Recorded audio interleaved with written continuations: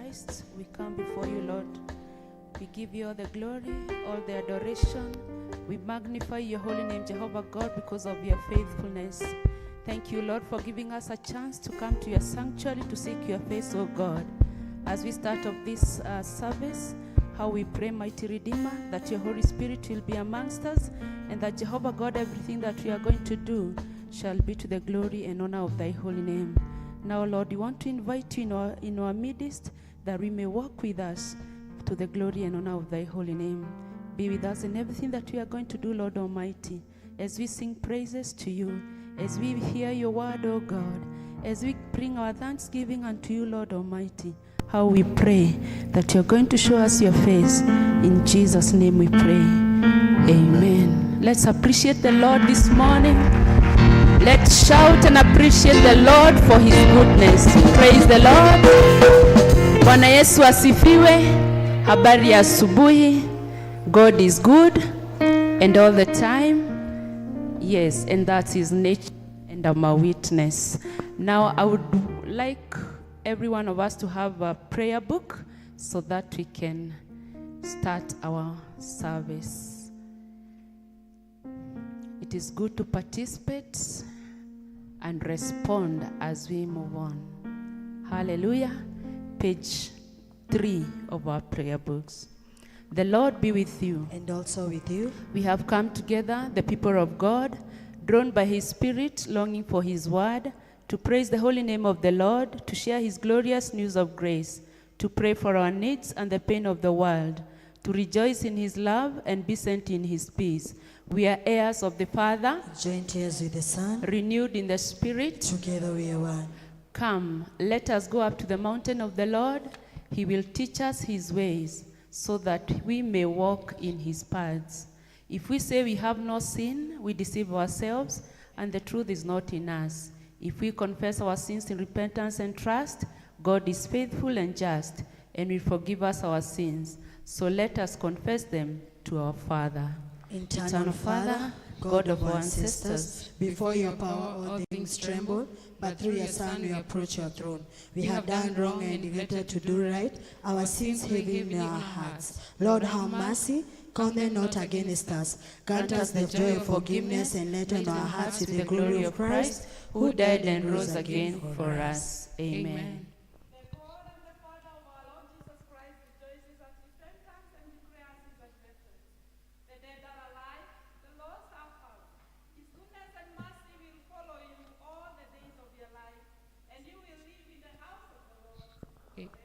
Amen. Blessed are those who live in your house. They will always be singing your Praise praise. the Lord. The name of the Lord be praised. Glory to the Father in whom all things began. Glory to the Son who became the Son of Man. Glory to the Spirit who inspires and renews the Lord our God forever. Hallelujah. I will enter his gates with thanksgiving in my heart. I will enter his courts with praise. I will say, this is the day that the Lord has made. I rejoice, for he has made me glad. He has made me glad. He has made me glad. I rejoice, for he has made me glad. I will enter his gates with thanksgiving in my heart. I will enter his courts with praise. I will say, this is the day that the Lord has made. I will rejoice, for he has made me glad. He has made me glad. He has made me glad. I rejoice, for he has made me glad. He has made me glad. He has made me glad. I rejoice, for he has made me glad. This is the day that the Lord has made, that the Lord has made. I will rejoice, I will rejoice, and be glad in it, and be glad in it. Oh, this is the day that the Lord has made. I will rejoice and be glad in it. Oh, this is the day, this is the day that the Lord has made. Let's get seated to hear the reading.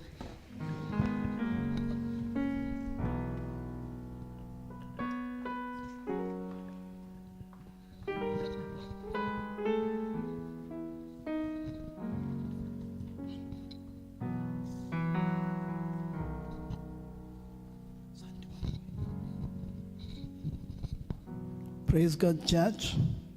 Praise God once again.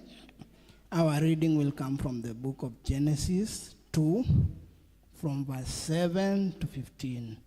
The book of Genesis 2, from verse 7 to 15. Let us read. Then the Lord God formed the man from the dust of the ground. He breathed the breath of life into the man's nostrils, and the man became a living person. The Lord God planted Garden of Eden in the east, and there he placed the man he had made.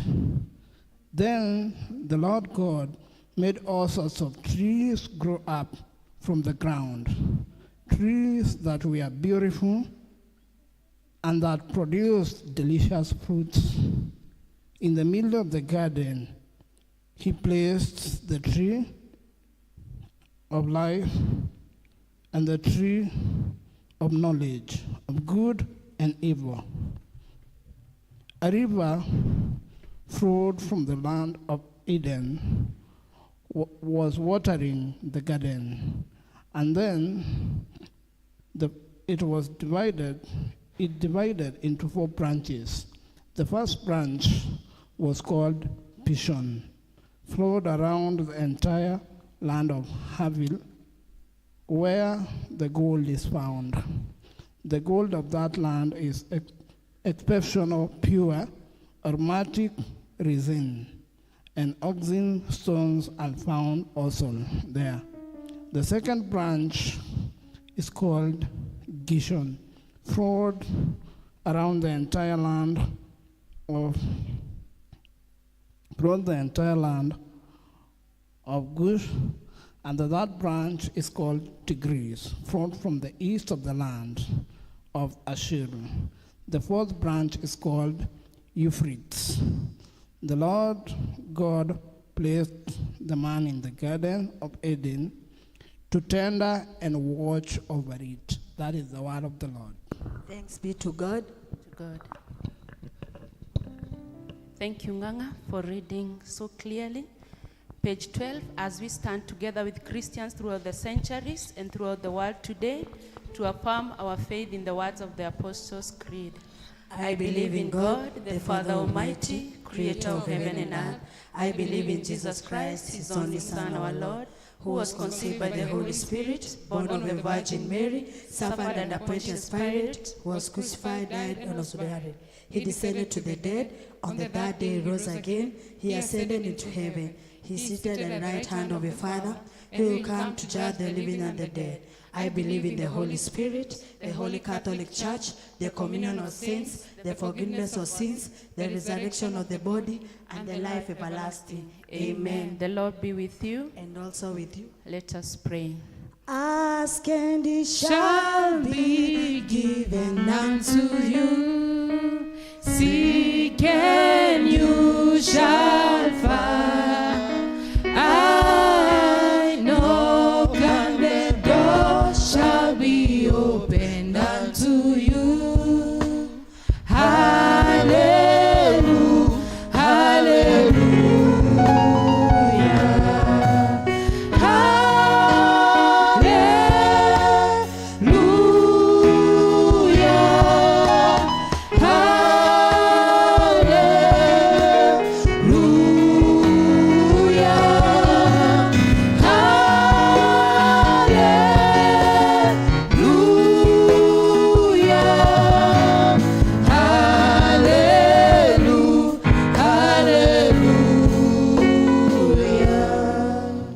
Savior taught us, we are bold to pray. Our Father in heaven, hallowed be your name. Your kingdom come, your will be done on earth as in heaven. Give us today our daily bread. Forgive us our sins, as we forgive those who sin against us. Lead us not into temptation, but deliver us from evil. For the kingdom, the power, and the glory are yours, now and forever. Amen. Page 14, Article 21. Show us your mercy, O Lord. And grant us your salvation. O Lord, guide our president. And give him your wisdom and May justice, your ministers serve you faithfully. and and your your royal royal people people joyfully. In the valley of the shadow of death, Protect us with their rod and staff. like trees planted by the waterside, Grant us the fruit of your spirit, send us out as the salt of the earth. and as the light of the world, May the earth be filled with your glory. as the waters covers the sea. Today is the third Sunday of Epiphany. Let us pray the collect of the day. Almighty and most gracious Father, as your Son Jesus called the first disciples and changed them from fish catchers to soul winners, we ask that, like them, we too may respond with zeal and passion in obedience to his call. Amen. Amen. Page 15, so that we pray for peace. Article 23. Let's pray together. Almighty and everlasting God, Father of the Prince of Peace, in returning and rest we are saved. In quietness and trust is our strength. Grant us the blessing of making peace and the joy of seeking justice. Take from our souls all strain and stress, and let our ordered lives confess the beauty of your peace. Through Jesus Christ our Lord. Amen. Let us pray together again for grace. Almighty God, you have been our guard through the night. Keep us in your care through the day, walking in the light and bearing witness to your way. Kingdom of and seeing you in everyone. Guide us in the footsteps of your Son, and lead us on the path to your everlasting day. Through Jesus Christ our Lord. Amen. Praise the Lord. Amen. Amen. I want to call upon the praise and worship so that they can bring us.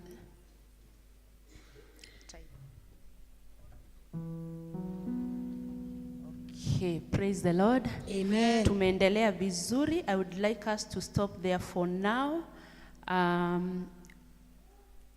Let's have the tithe envelopes so that we can bring tithes, and we be given a hymn to do that.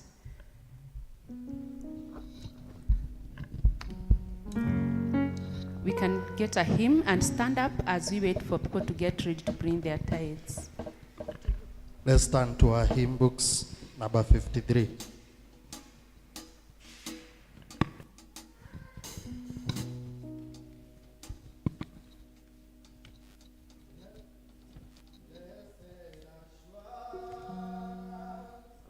Jesus is mine.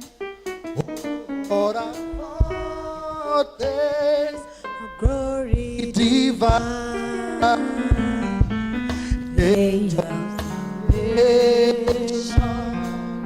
Patches of God, born of His Spirit, washing His blood. This is my story. This is my song, praising my Savior all the day long. This is my story. This is my song, praising my Savior all the day long.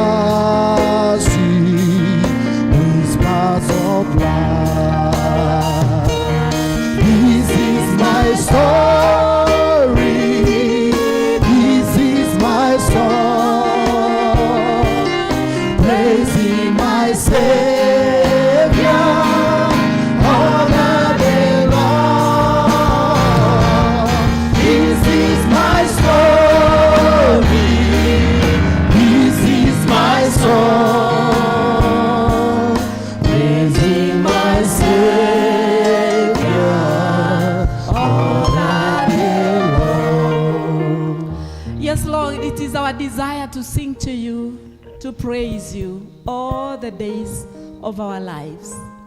It is also our desires to serve you as you have called us, Lord, to serve you, and more so with our givings. And your servants have come here, Lord, to bring their tithes, oh God, to honor your word and even to honor you, Lord. And how we pray that you may receive them, receive their hearts, receive their commitment. Lord, we pray that you may bless them exceedingly and that you may protect them from the devourer. And how we pray that you may bless their works, that you may bless even their whatever they do in their daily lives, God, that you may increase them and fill their pockets. And we want to thank you for this. And we pray that you may bless it and also bless your work in this church. And we pray this in Jesus' name. Amen. Amen. Amen. Praise the Lord. Amen. A minute we sit. So I want to take this opportunity to welcome us in the sanctuary. May we feel that we are in the right place. And I want to thank you for coming. Praise the Lord. Tell your neighbor, thank you for coming to the church. You know, if you didn't come, imagine if your neighbor didn't come. Could we be here? Imagine if a vicar just comes and finds you are not here. It could be so bad. So I want to really appreciate you. Just clap for your neighbor. Clap for your neighbor because he has really done a good thing. So feel much welcome in the church today. Do we have a visitor? Someone who has come to be with us, to fellowship with us for the first time? You can lift up your hand. In this church, this service, we are fond of not bringing visitors. Let us be welcoming people to our church. Yeah, let us be good witnesses of our church there outside. So the Lord bless you so much. So today, I have invited a visitor, myself, to share with us. And we here with us. He's a good friend of mine. He is Venerable Dr. Leonard Bito.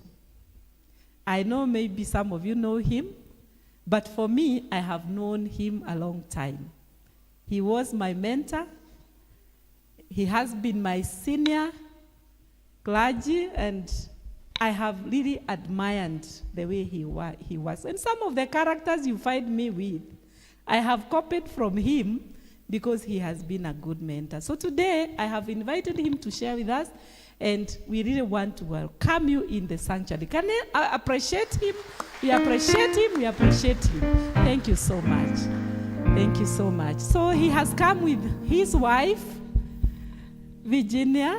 So she's also a good friend of mine. I've known her through him, and she has been a great blessing to me. Can we welcome her also as she comes to greet us? Just come over and just say hi to us. Yeah, and she's very smart, isn't it? Yeah, let's appreciate her again. Thank you. Praise the Lord. Praise the Lord, church. My name's Virginia Mugore Njenga, and I love the Lord as my personal Savior. I'm so delighted to be in your church today to praise the Lord together, because I know that the Lord is here. He is meeting each one of us at our point of need, and it is always good to open our hearts to God so that He can speak to us. God bless you.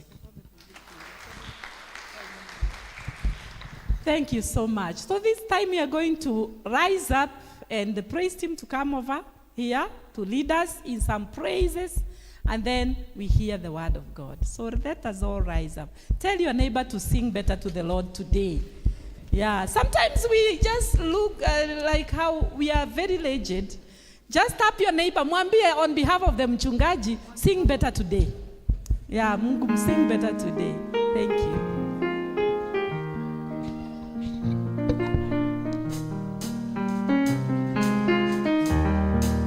Hallelujah. Amen. Let us appreciate our vicar. Tafadhali naona wengine mkia tu. Wekelea mikono tu hapa. Let us appreciate our vicar. Yes, thank you so much. Thank you so much for the good work you are doing. As it, I want us to learn this song.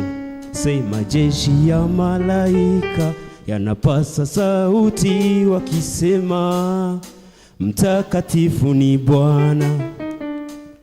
Maelfu kwa maelfu wanapasa sauti wakisema, mtakatifu ni Bwana.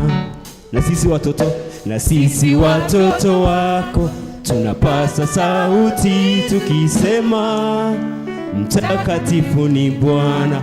I think mumeshika. Say, majeshi ya malaika yanapasa sauti yakisema, mtakatifu ni Bwana. Na sisi watoto wako tunapasa sauti tukisema, mtakatifu ni Bwana. majeshi ya Jeshi ya malaika yanapasa sauti yakisema, mtakatifu ni Bwana. maelfu kwa Kwa maelfu wanapaza sauti wakisema, mtakatifu ni Bwana. na sisi watoto wako Tunapaza sauti tukisema, mtakatifu ni Bwana. majeshi ya malaika Tunapaza sauti yakisema,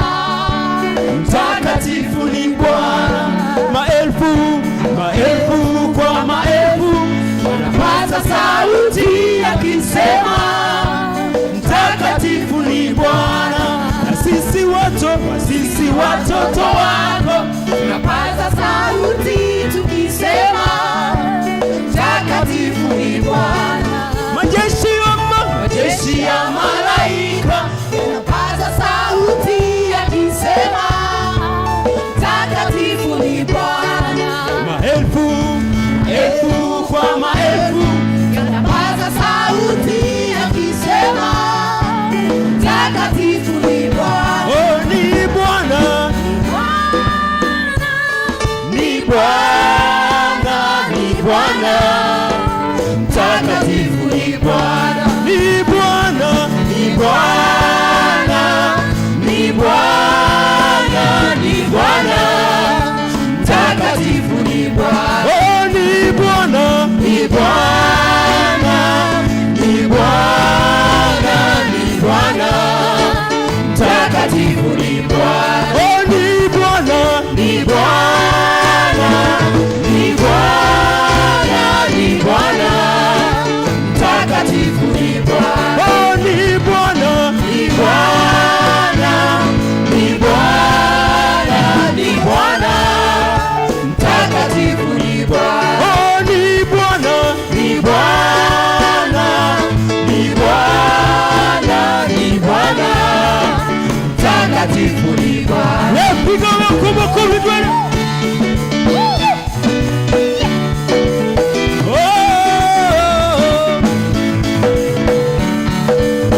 Oh, we will praise you, Lord.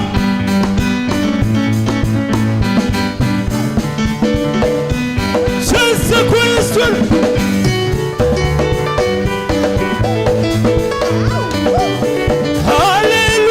Hallelujah.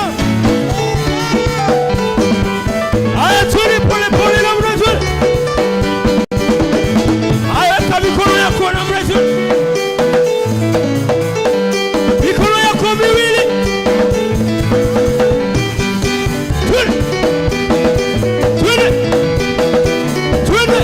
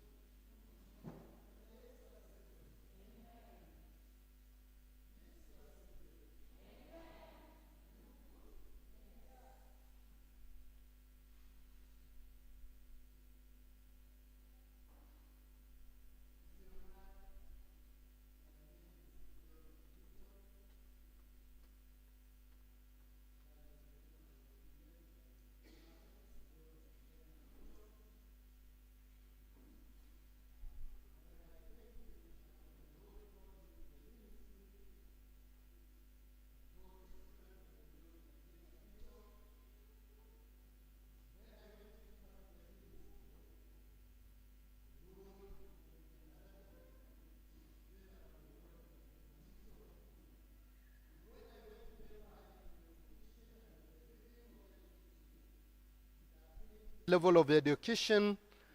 Then I got the name Dr. Leonard Mbito.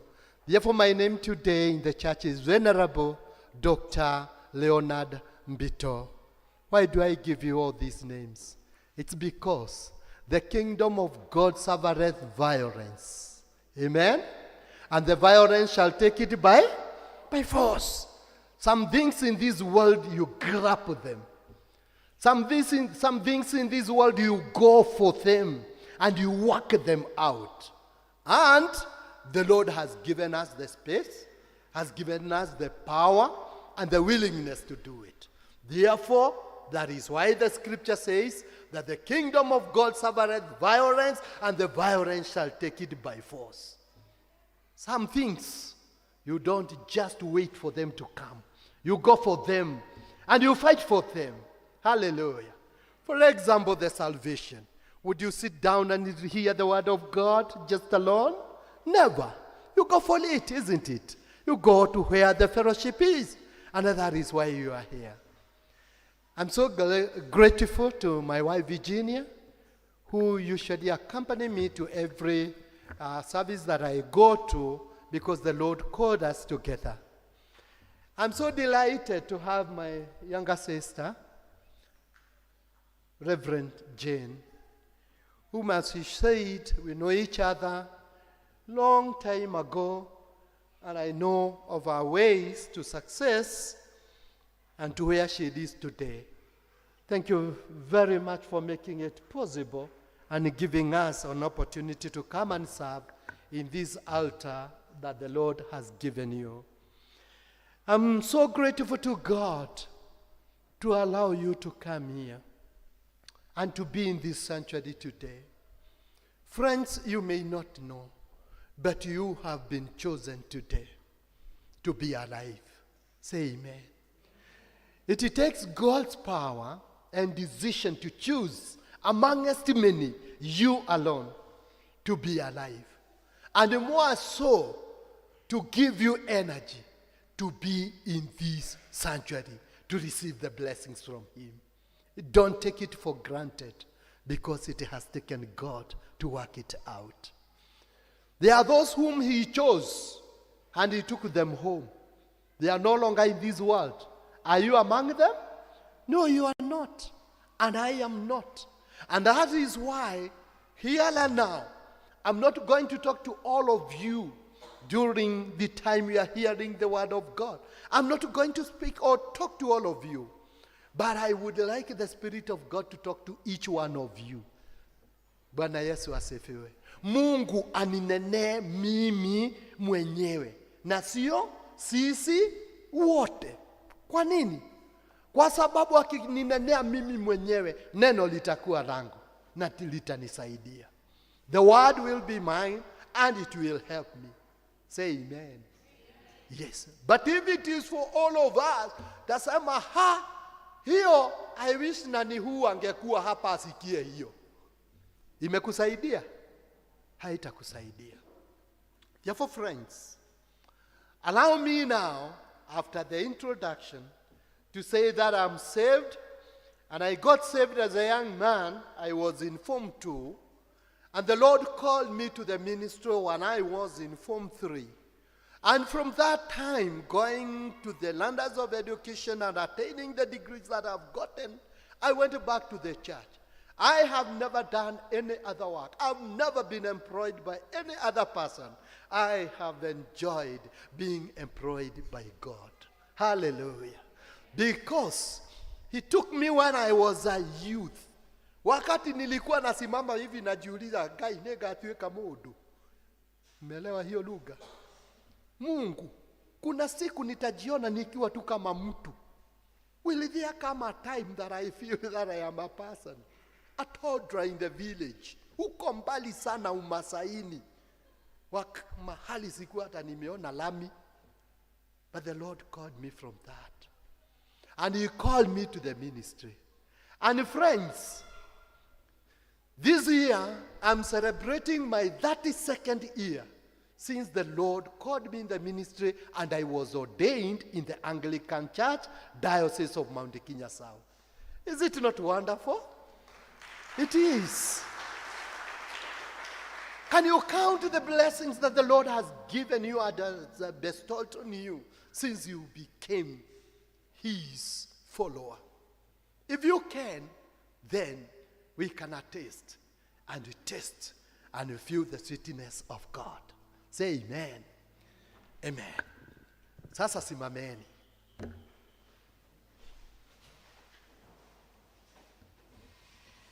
Let us pray. Our Father, God in heaven, we praise you. We adore you for being our God. Thank you for the opportunity to serve you. Thank you for calling us into this to be your sons and daughters. And that is why we find time to be in this sanctuary. Please speak to each one of us and meet us at our point of need. Now, Lord, open, we pray, both our spiritual and physical eyes and ears, and rejuvenate our bodies so that, Lord, we may be hearers, we may see, and we may be doers of your word. This we pray, believing in the name of God, the Father, Son, and the Holy Spirit. Amen. You may be seated, friends. Allow me, friends, to talk about the relationship between God and man. Our relationship with God. This is what I will take as the title of our preaching today. The relationship between God and man. I don't know where you are passing, where your life is at this particular time. And I may not know what you are undergoing through it today, because I'm just a human being, and I am a normal human being who cannot predict things and become of life.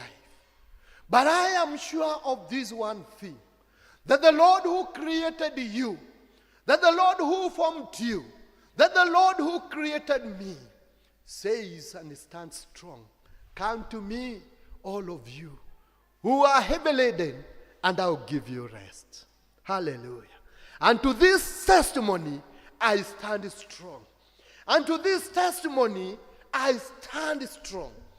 Because it doesn't matter where I am, what I am doing, or what I am undergoing through, all my feelings, but the testimony of God matters to me. Knowing very well that if I cling on this testimony, I will be able to face tomorrow.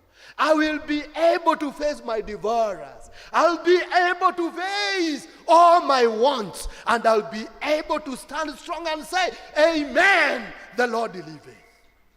Praise be to God. And that to me gives me the joy of being under the foot of our Lord Jesus Christ, which I like, and I like, and I like, and I like. Friends, the relationship between you and God started at the creation story. As our brother read the Bible to us, the Word of God has it. At creation, He created us as unique. Very unique. Very unique and singular. Why am I unique, and why am I saying this? I am so special before God that even Christ, when He came, He said, not even a sparrow that can go down without the knowledge of God. What about you? What about me? This is my strength. This is my strength. That the Lord knows me. The Word of God has it. That He has me drawn at the palms of His hands, if He is like a human being. Therefore, there is nothing that it can befall on me that the Lord will not be actually knowing and given permission for it. At creation, look at the uniqueness of creation. God created everything in this world by saying a word. Mungu Mungu alisema neno tu, akiumba viumbe vingine vyote, akiumba yale yaliomo, yale ambao tunayaona kwa macho yetu na yale ambao hatuyawezi kuyaona. God created them by a word.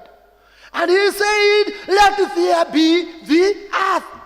And the word of God says there was earth, isn't it? He said, let there be the firmament of heaven. Let there be heaven. Let there be clouds. Let there be the clouds. And they came into being. The trees, he did the same. And even to the animals, when he created them, he just said the word. But look at this one, my friend. Look at this one, my dear brother. Look at this one, my dear sister. When it came to creating man, our brother read and said, the Lord Jesus, the Lord God did great things, even before creating us. Listen to this one. We talk about the tree. We talk about three God in one. That is what the catechism teach us. That there are three gods in church. Simunijibu. There are three gods in what? In one, isn't it? God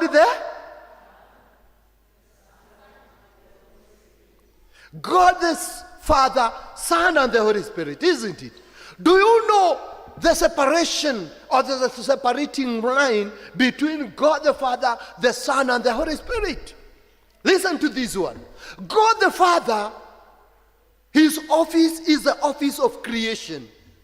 The office of creation is read by God the Father.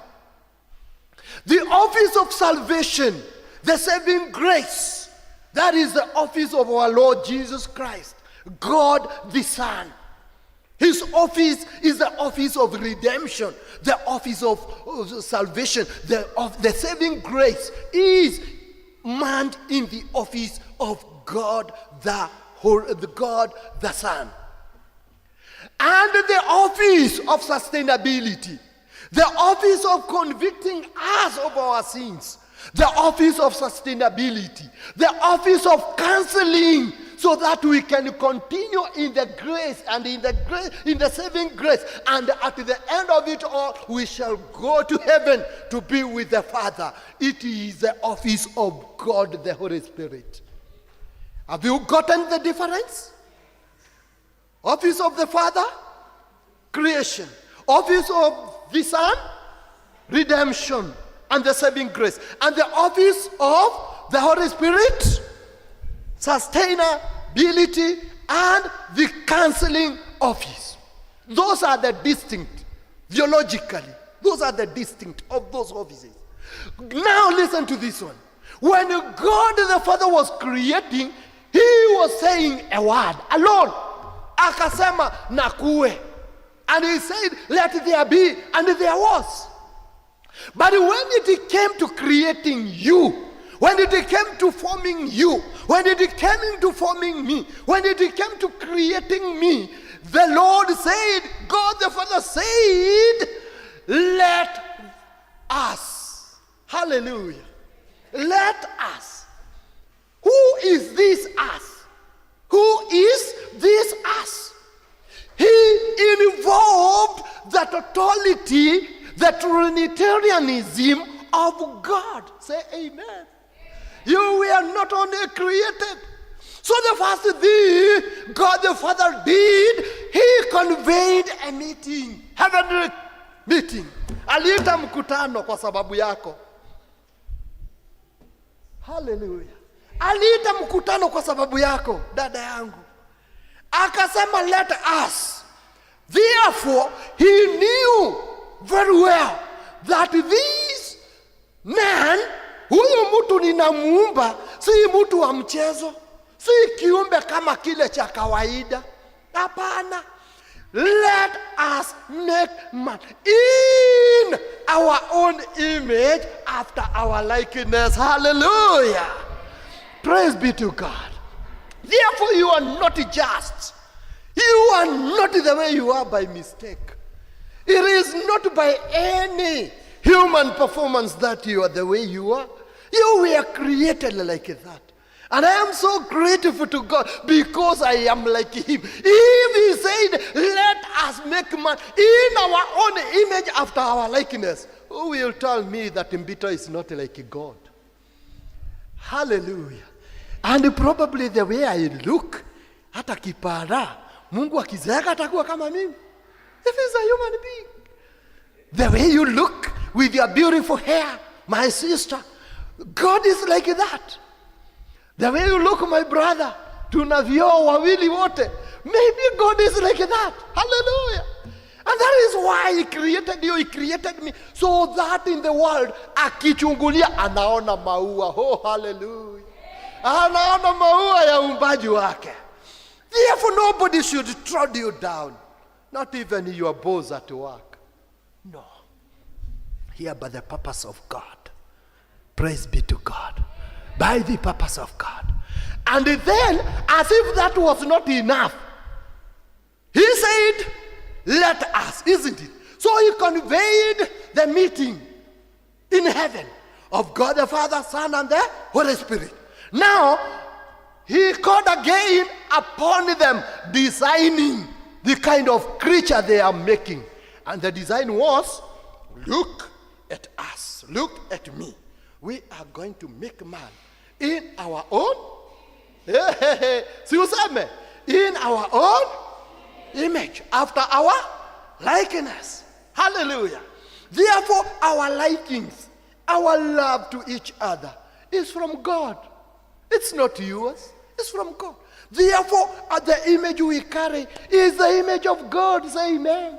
It's the image of God. Hallelujah. Friends, as if that was not enough, he did something else. Akapiga magoti. He knelt and made, akamwaga maji kwa mchanga, akatengeneza tope. Akatengeneza tope. And out of this matope, akatengeneza mtu wa matope. Akamuunda na mfano wake. I tend to think as a human being, ndiye atengeneza mtu anafanana na yeye. Aliweka kioo cha binguni ambacho tu ni kukiita na kinakuja. Anajiangalia, anatengeneza mkono uko kama wake. Anakuangalia, anatengeneza pua liko kama lake. That is humanly speaking or humanly thinking. Akaunda hivyo. Neno la Mungu lasema hivi. The word of God says, and then he knelt down and breathed the breath of life. Akapumua, akamweka pumuzi za uhai. Hallelujah. Kupitia mapua yetu. So who says that kissing is bad? The first kiss was done by God at creation. Sio hizi zetu. Hakufanya kwa mudomo. Kwa nini mnafanya za mudomo? Anyway, that's a story of another day. Call me to weddings, we will talk. And I see many weddings coming here. Because the Lord is here. Hallelujah. See many weddings coming. Because the Lord is here. And because now we are knowing our position with God. That is why the Bible says that I am fearfully and wonderfully made. Hallelujah. That is why the Bible says, I am fearfully and wonderfully made. I am not like any other animal, my brother. I am uniquely made for the purpose of God. Friends, listen to this one. Alipounda, when he created man and he gave him the breath of life through his nostrils, the word of God has it. And he says very well. Now listen. I have 4 points. Probably I will be able to say only one.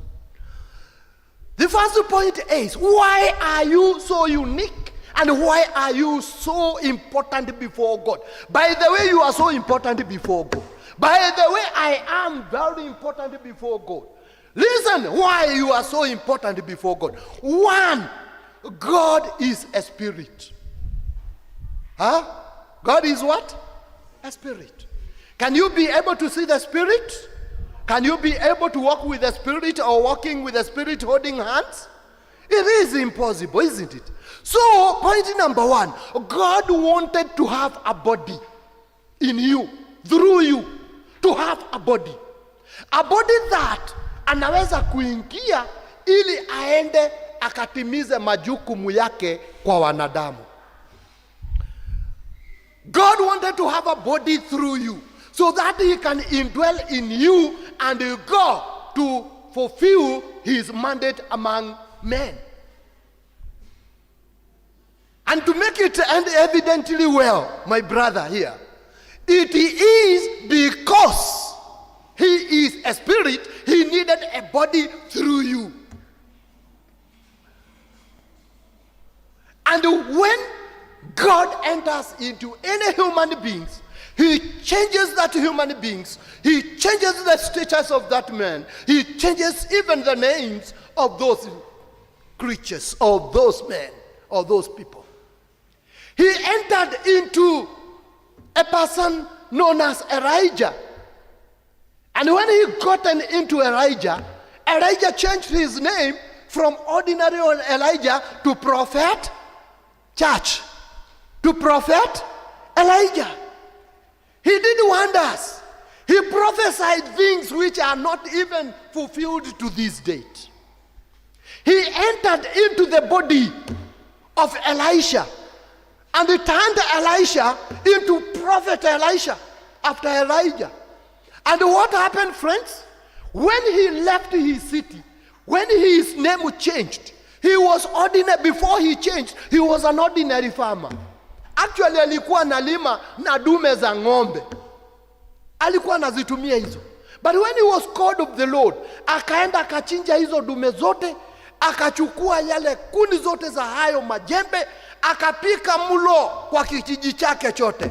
Akawambia, from today, I am not an ordinary farmer. Now I am a prophet of the Lord. Hallelujah. Akabadilika. I am a prophet of God. And I am going now the ways of God. And when he left and went, akafika pale, alipofika pale, ikawa kwamba, akakuta vijana 40 boys who laughed at him because alikuwa na kipara kama changu. Kipara ngoto, nini, wakamucheka. And what happened? The word of God has it that 40 boys laughed at him. And the 2 bears came from nowhere in the forest and swallowed all of them. Wakaisha wakafa. Because when the man of God, when a lady of God, when the Lord calls you, he changes your position, he changes your name, and he changes your performance. Say amen. Amen. And because God wanted to have a body through me and through you, that is why the word of God has it. And the word of God says that my body is a temple of what? Hey, nyinyi. Our bodies are temples of what? Holy Spirit. Mwili wangu ni hekalu ya Roho Mtakatifu. Therefore, things like sin, things like madoadoa ya dhambi zote zikiitwa, hazitakiwi kuingia kwa mwili wetu. Ndiye Mungu afanya kazi na sisi. Say amen. So that God may work with us. The word of God has it. Point number 2. That when he created the man, he made him to become a steward of his creation. And he kept him in a great, that is point number 2. He kept him as a manager in the Garden of Eden. And listen, before man was taken there, the word of God has it, there was only one river that flew, that actually was flowing in Eden, the river of Euphrates. But when God planted that garden to put his man there, the word of God has it that he planted all the trees and he gave the man mandate to eat them of their fruits. And then the single river that was there was actually cut into 4 rivers. The first river is River Pishon. The word of God has it that the River Pishon passes through now the Eden. And underneath, listen to this one, and underneath River Pishon, the word of God says there were golds. And the golds of that land were good. Just go and read it, as our brother read. And there were other expensive stones like onyx, belua, and such. Why? Because God did not create us to become poor. God did not create us to become what we are kuomba-omba. He did not create us to be poor. He created us and gave us the best place and gave us the golds. Say amen. And now, I wish I had time to explain this one and tell you that poverty and riches are in our brains. Because when God created us, and He said He will create us in His own image after His likeness, He gave us brains. And in these brains, He gave us what? They are actually packaged in terms of files. And each file has a purpose. So, therefore, our richness, our riches, or our poverty are in our brains. And these files does not have a key to open them. No, they don't have the key. You have to look for the key to open these files. And to my understanding and my research and what I have come with it as my philosophy, I say the key to these files is a challenge. Is a challenge. Is a problem. Let me be very specific.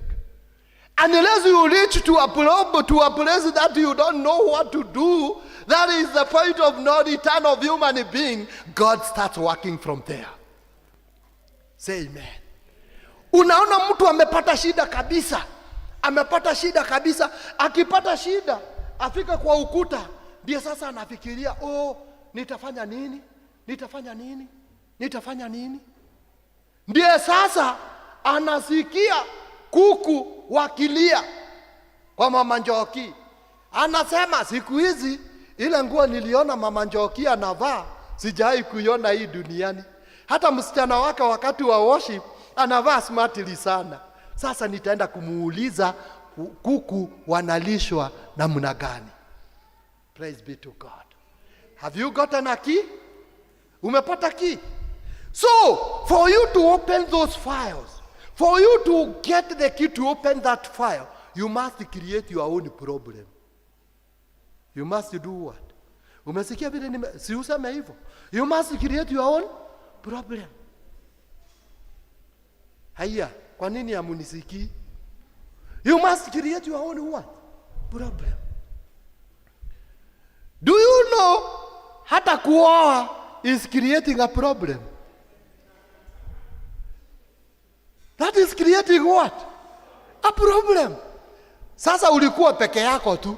Ukida kwa mkahawa unakuja unalala. Na unalala vizuri. Umeoa sasa mko wangapi? Utakula kwa mkahawa.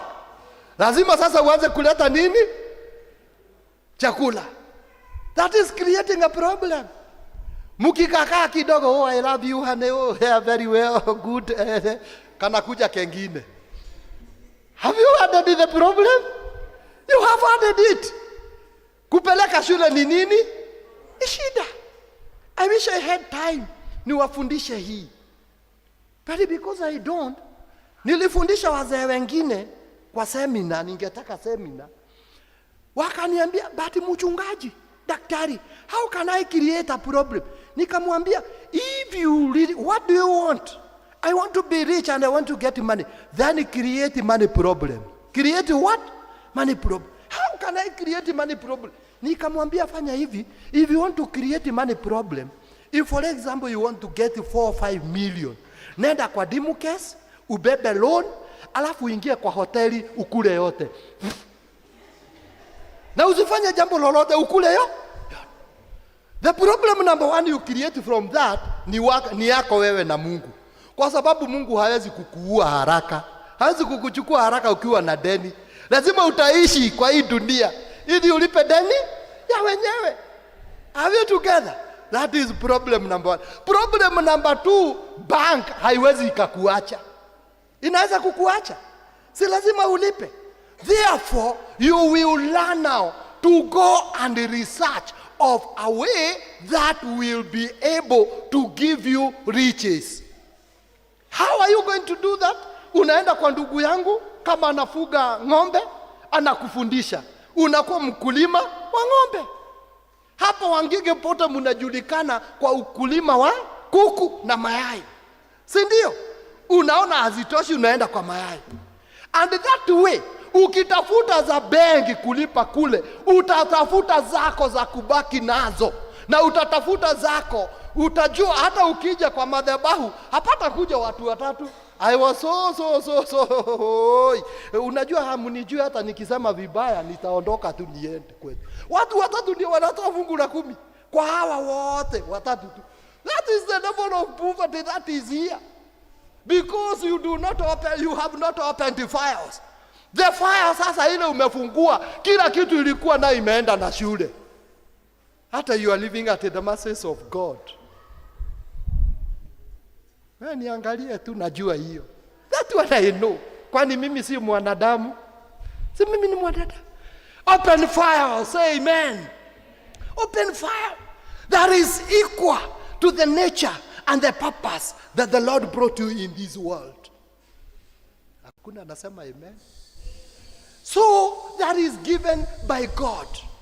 That is only point number 2 na nimeipitia tuju. I wish we had time we go through it. Uone next Sunday hapa watu watajaa wakileta fungu la 10. Hata saa hii muhodhi na tithes offerings ni kama 52 na kamekunjwa, hata wale wataenda kuhesabu watakuwa na shida. Why? It is because our relationship with God has been overtaken by many things that we are undergoing. It is not your problem. It is not your issue. It is the life that we are living today. Come out of it, friends. Say amen. Come out of it. Amen. Come out of it. And the Lord has given us a way of coming out of it. Here. You see this compartment here? Here. This is the driving force of the world. It is the house of all innovations. This is where the planes, aeroplanes, this is where the cars, this is where a century like this one has come from. Why not from your side? Eti nimewasomea, basi nimeenda. God bless you. God bless you, friends. God bless you.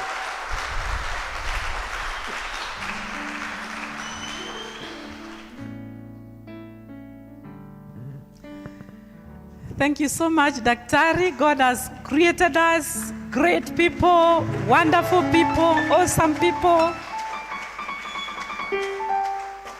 And this God is great, great, great. So we can praise Him. We can praise Him for whom He is. God bless you so much. Let's appreciate Him once again. And now we can rise up as we bring our offering and say, oh, be lifted above every other God. We lay our crowns and worship. Let's stand up and sing that song nicely as we bring our offering. Oh, be lifted above another God. We lay our crowns and worship you. Oh, be lifted. Oh, be lifted. Be lifted above another God. We lay our crowns and worship you. Be lifted.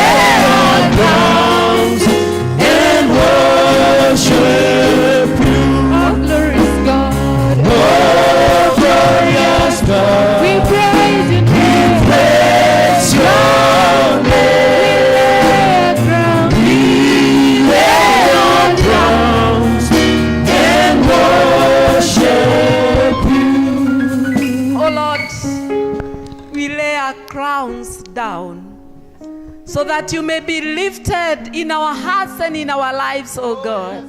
You are great, you are awesome. You have created us in a marvelous way.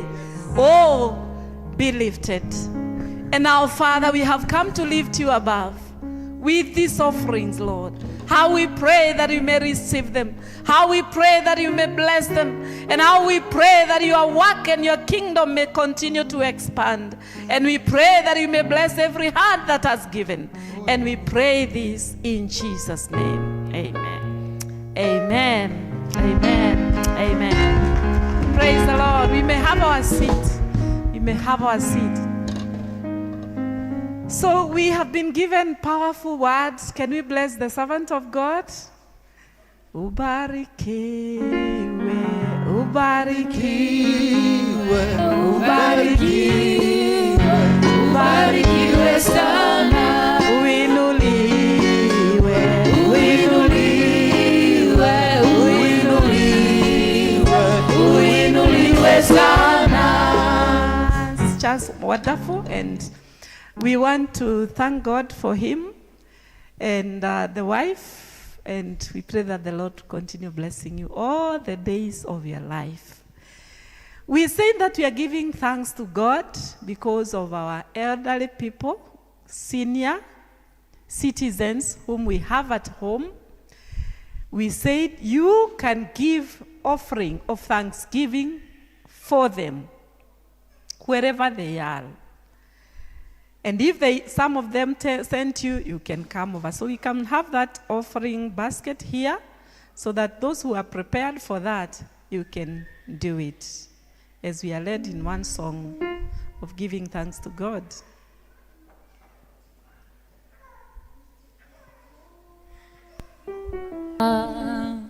Kwa kuwa ni mwema, kwa maana fadhili zake za milele.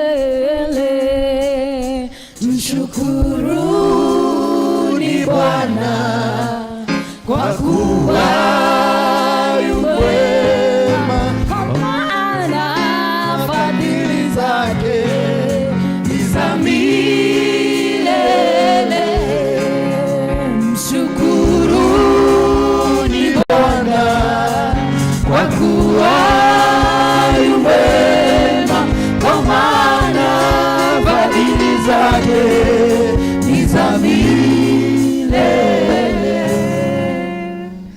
I think we are blessed. We don't have elderly people.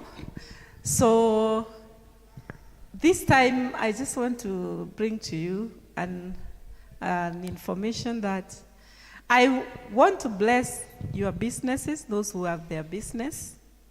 You have my contact. It is on the leaflet that I gave you, the bookmark. You write to me your name, the contact that I can contact you with, and where your business is. And then I will tell you when I will be able to come and bless your business. So you write to me. So I don't want to push myself to bless your business.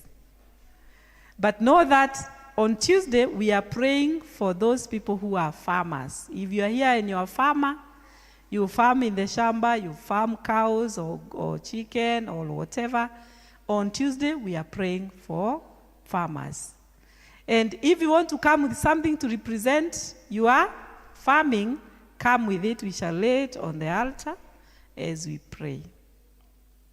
So I want to give Grace to make one announcement, or maybe two, 3 of them, and then we conclude.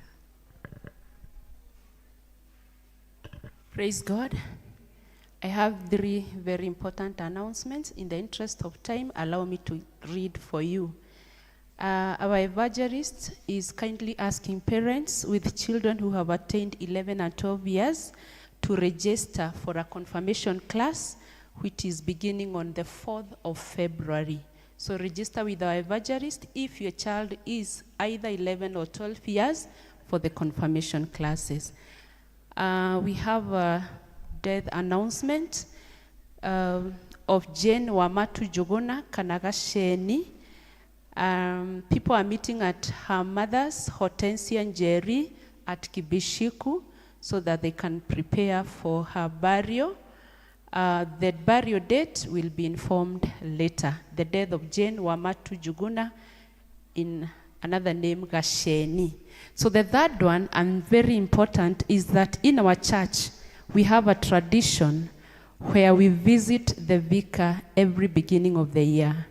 So this year, the PCC, the Parish Church Council, will be visiting the vicar on 3rd of February. Na kama vile tumezoea, we normally bring gifts because you don't visit someone's home empty-handed. Sindio?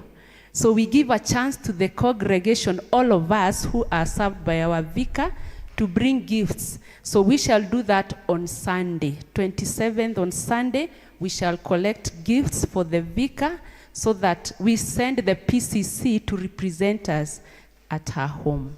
Is that okay? Tumeelewa? Ubebe zawadi ya mchungaji on Sunday so that we can collect it together and pay her a visit on that. Thank you. God bless you. We need to buy 2 microphones, a pair. May I have them? For better singing, for better worship. So we bought these 2 microphones. They are expensive and they are heavy. And we want to be having very good worship in this church. So if you are there and you want to join praise and worship team, kindly join it. Just give your name to Langat. Langat, stand up. Yeah. And if you cannot get Langat, get me. You have my contact. And if you don't know how you can join, just call me. Tell me, I want to join and I don't know how to join.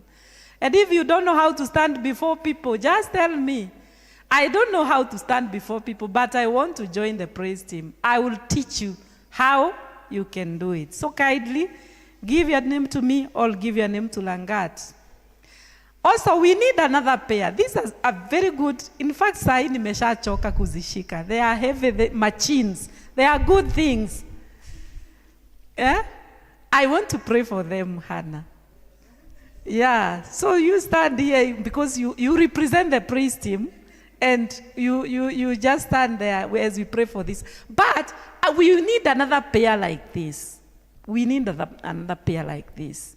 And how I wish it can come from this service, the English service. This costed us 22,000. It was costing 25, but nikateta. I went to the shop literally because I wanted something good.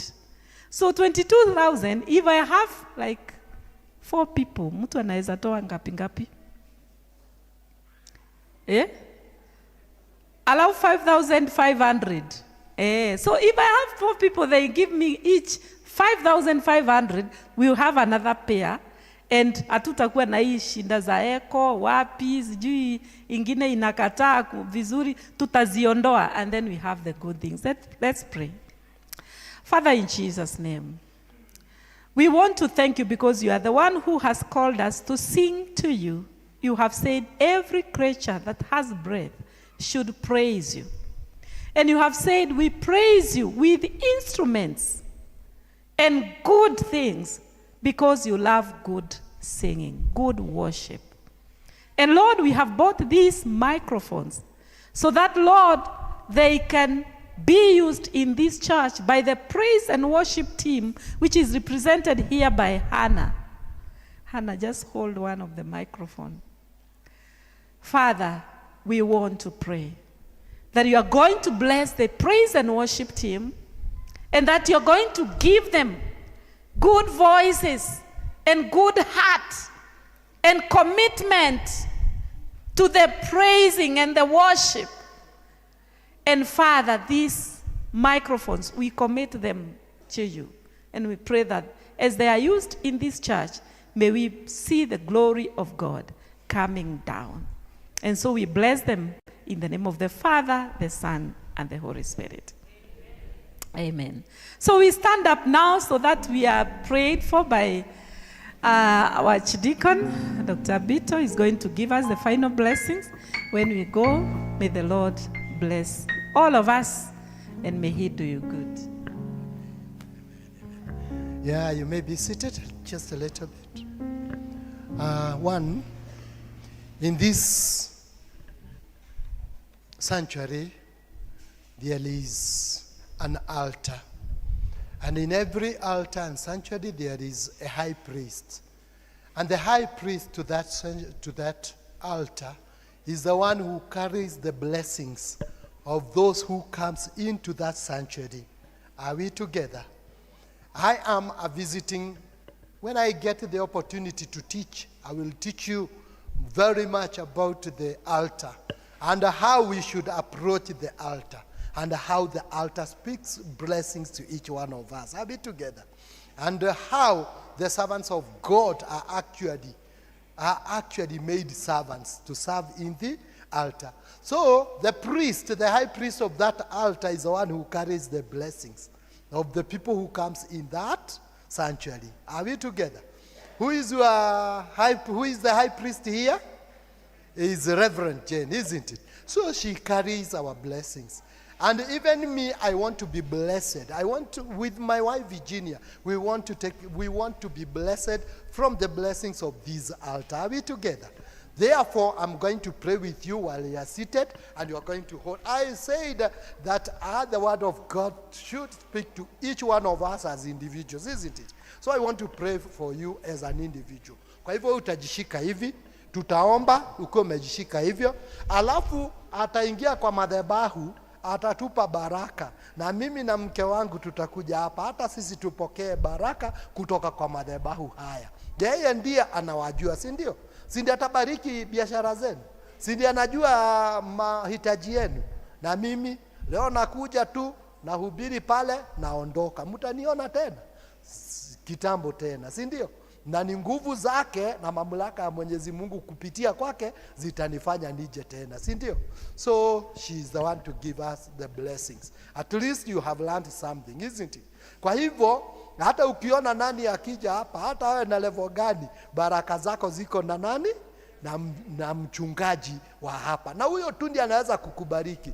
Ukimweka akazilike, kama sasa nimesikia mnamvisit, nimeona mlipoambiwa mulete vipawa hapa au nini, mnasema nikaona hapo kama hii kikapu imerudi kwa madhabahu bila hata dururu hii ya wakongwe wenu, mkasema hakuna.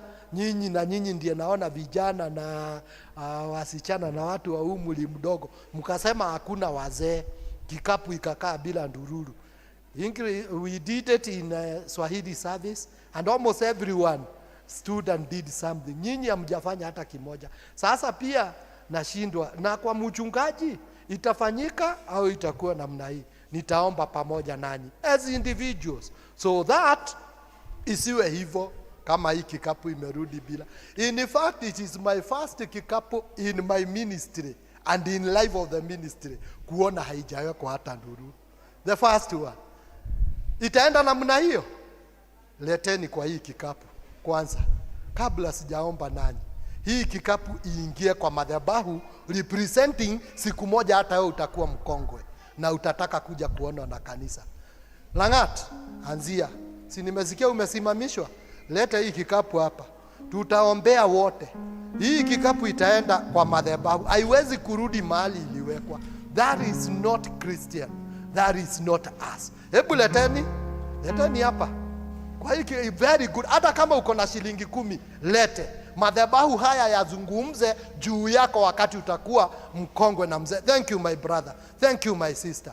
Heya, leteni. Hata kama ni shilingi 10, lete hapa. Lete ile uko naye. Let the altar speak blessing to you. Unaona pesa tuko nazo. Leteni kwa hii. Niombe na wewe as an individual when you have done it. Sijawahi na sitaki kutoa testimony mahali eti niliona kikapu ilirudi kwa madhabahu bila ndururu. It is not at its end. Thank you my brother. Thank you my younger brother. Thank you wasichana wangu. Thank you my sister. Leteni kwa hii kikapu. Yeah? Leteni kwa hiki. Wow, youngster. You know one day you will become old and you'll be. Thank you my brother. Na sasa wewe ndugu yangu, kwa sababu ndio umemalizia, shika hiyo kikapu, leta hapa mbele. Hallelujah. Mpigieni makofi. Yes. Pokea hicho kikapu. At least now you are represented in the altar. That one day you will be old, utazeeka na ungetaka kuwa na fellowship, si ndio? Kutoka kwa kanisa lako, kutoka kwa mchungaji. Mchungaji kwanza hiyo uombewe, na niwe mchungaji utaombea. Hiyo kikapu tu uwaombe kila mmoja wetu. And then ukifanya hivyo sasa niombe. Father, in Jesus' name, we thank you for the life that you've given us. And these bodies, Lord, you have created them in a wonderful way that they live many, many, many years, Lord. And this offering that we have given, Lord, we are acknowledging that one day we shall be old, oh Father. And so we ask for the blessings of the old age, Lord. And we pray that, dear Father, that you shall give us a life without pains, without difficulties, a blessed life, oh God, full of wisdom and power. And so we pray this. And we pray for this offering that you may bless it. In Jesus' name we pray. Wow, a mighty clap to our God. We are not poor. We are not poor. God's ornaments and onyx are within our reach, isn't it? Just open the file. Baba Mwenyezi Mungu, angalia kila mmoja wetu. Tunakuhitaji zaidi ya vile tulikuhitaji jana. Kesho yetu Mwenyezi Mungu tunataka iwe ya mwangaza mwema. Basi kuja kwako, kwa sababu wewe ndiye. You are the one who can make us smile. Give us the smile. Let us not live in the spirit of January as people of the world says. Let us live in the spirit of God, where there is no wants, where every want is actually met at Calvary, where we are. Bless us, Lord, we pray. In the name of God the Father, the Son, and the Holy Spirit. We may stand to receive the blessings now, friends.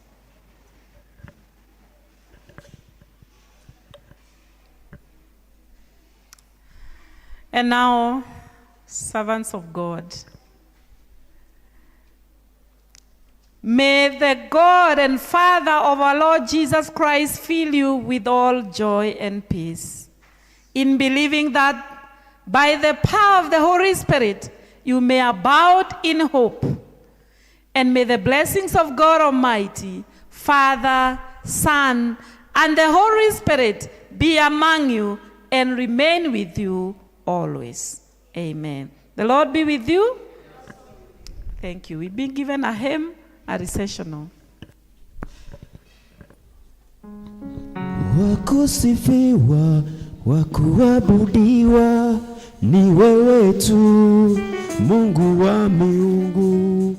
Kusifiwa, wakuabudiwa, ni wewe tu, Mungu wa miungu. Oh, wakusifiwa, wakuabudiwa, ni wewe tu, Mungu wa miungu. Wakusifiwa, wakuabudiwa, ni wewe tu, Mungu wa miungu. Oh, wakusifiwa, wakuabudiwa, ni wewe tu, Mungu wa miungu. Wakusifiwa, wakuabudiwa, ni wewe tu, Mungu wa Oh, wakusifiwa, wakuabudiwa, ni wewe tu, Mungu mwenye nguvu. Wakusifiwa, wakuabudiwa, ni wewe tu, Mungu wa Oh, wakusifiwa, wakuabudiwa, ni wewe tu,